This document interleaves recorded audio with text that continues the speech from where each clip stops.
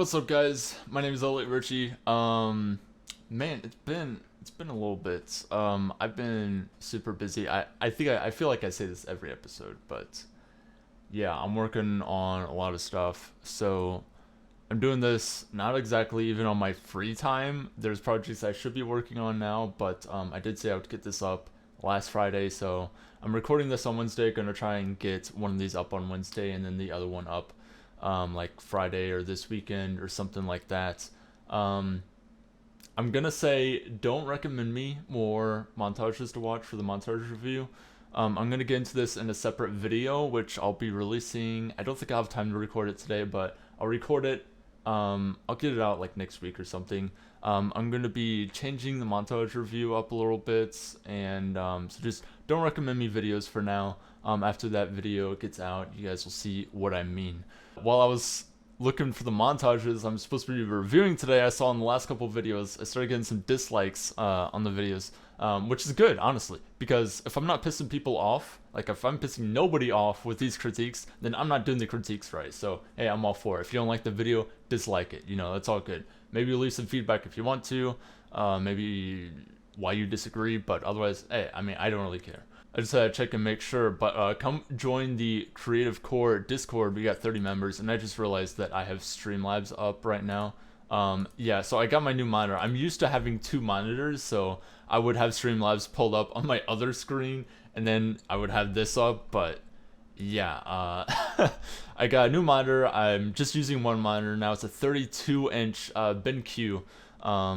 It was $700. It was really expensive, but the color accuracy is just phenomenal, and I'm loving it so far. But anyways, we're gonna be watching Undefeated Destiny montage by SolveBK and SolveEsk, and then we're gonna be watching Blacklisted Part 1 by Prime. So these are older montages, both from 2018, and I think they're both D1. I don't want to like spoil it, but at the same time, yeah, okay, so these are both Destiny 1 montages, so this will be pretty interesting. Let's get right into it.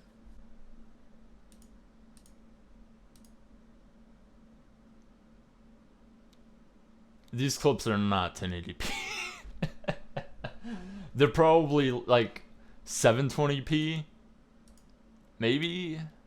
Man, they're okay, they're probably 720p, and then Ask rendered this at 1080p and uploaded it as 1080p because then you don't get as much compression from YouTube. But man, I will say, and I'm not going to critique this as hard because it's an older montage, and I know Ask has become a much better editor since, but this text is tracked pretty well. Like, I don't really notice any issues with it. With the tracking, yeah, that was pretty well done. But normally it's just kind of like, I guess, an OCD thing for me, but if I track one piece of text, I normally don't like to have just like the cinematic with the text on top. In other cinematics, I normally like to have them all tracked in cinematics, which maybe is a hindrance for me, but I feel like it's kind of a style for that montage to where you have it all tracked. But hey, you know, that's just a me thing. The text isn't particularly interesting to me. I probably would have went with a different font. I would have made the text smaller, and instead of just having it invert the colors in the background, I would have used like the harsh blue tones up here, and then done something with the orange to make it more stylistic and match with that. But okay, so this is synced. And then the rest of these golden gun shots are not synced. Yeah, those three were like almost kind of synced, but no. And this cinematic is hilarious. He like starts kind of moving, and then he starts and then he freezes at the end. Ooh, he tried to get fancy here with the fine edges transition. Doesn't work very well there. Oh, this scope effect coming up here is cool though. That was nice, I like that.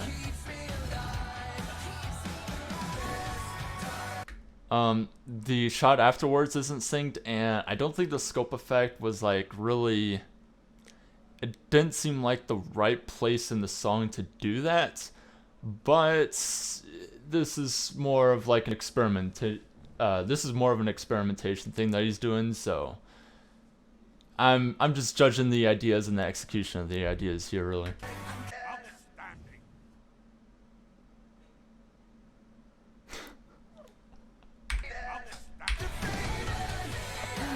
Oh man, S logo at the end here is just hilarious. It's like, whoop, logo. Yeah, but aside from the things I mentioned, like, in the beginning, it was more or less just the same thing. Like, you can explicitly see it, like, right here.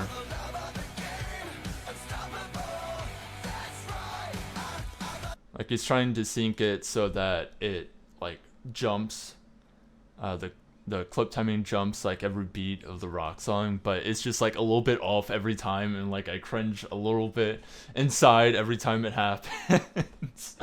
But yeah, I mean, definitely not like an amazing montage or anything, but this was made in 2018. Esk has come a really long way since he's made this, and I still talk to him a lot, so I'm fine giving him some shit for this. But yeah, I think that about does it for this montage.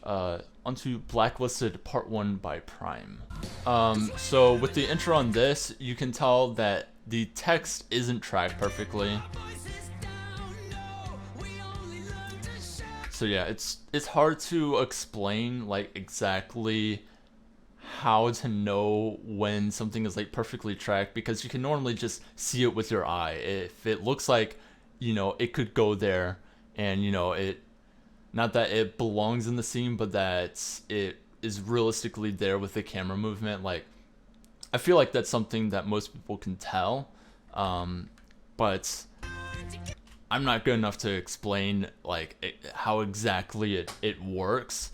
But yeah, the text isn't tracked like that great. It's okay. I've definitely seen worse tracks before, but I definitely think the colors of the text work pretty well with this. We have a lot of like blue and orange here, and so the red is kind of complementary of the orange, and the white just usually works.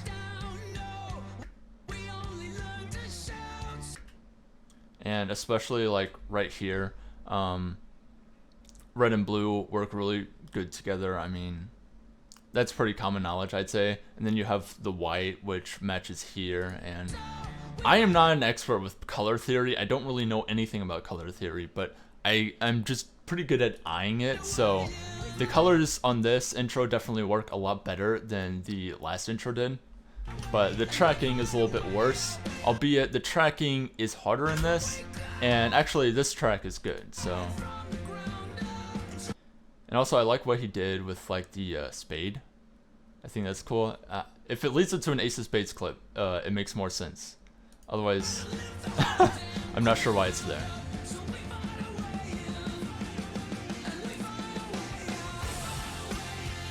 Ooh, I like the color grading. And the clips are much better quality. I really love this sync up here with the cinematic. That's really cool.